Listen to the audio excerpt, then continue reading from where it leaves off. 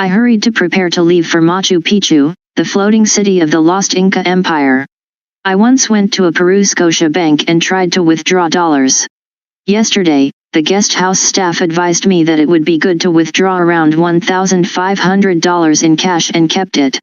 First, I needed to buy a train ticket to Machu Picchu. Round-trip train fare was $140. It's less than 2 hours away and it's too expensive. It was currently 9:10 a.m. It departed 3 hours later, at 11:52. I hurried to the bus stop to go to the train station. The minibus was standing. A lot of tourists were moving toward there. I showed the driver my train ticket. The driver said, the time is too tight, and recommended that I would take a car, instead, parked nearby. There were already 3 people in the car. The cost was 15 soles, which was cheaper than expected. On the way, I saw an amazing sight. A few days ago, heavy rains caused a landslide, flooding the road or setting rocks. There were not many trees on the mountain, so it seems that the soil had been washed away. These were truly horrific scenes. The thought that it would be dangerous if it rains one more time suddenly came to mind. After an hour and a half, it's finally the train station. The area around the station was clean and comfortable. The bathroom was also very modern. The train to Machu Picchu was a bit unusual. The ceiling was made of glass, so I could see the high mountaintop. It was amazing that the speed was about 30 kilometers per hour. The side of the railroad was a valley and the other side showed the rugged Andes Mountains as it was. In fact, the valley was flooded with heavy rains a few days ago, and it was spectacular. The train shaked horribly. I almost got sickness due to such shake. It felt like the train was gradually stepping into the past. Back to the time of the splendid Inca Empire. The weather was sunny and it rained a little as we got closer to Machu Picchu. The sun was very strong, but it was cool because it rained a little. It was the rainy season in Peru now. The train shaked so much that it seemed a bit difficult for tourists as well. It was difficult to find vivid images of the early days. It's raining quite a bit now.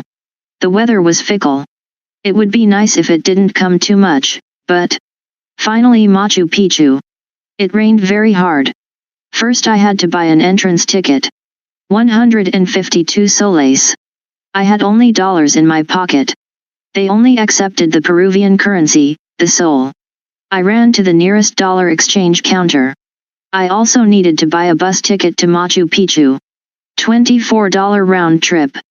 This time I should get dollars. It's still pouring rain.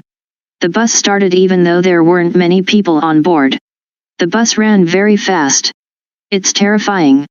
Further, it's raining, it's uphill, the incline was steep, and even though it's a cliff to the right, it speeded up regardless of such circumstances.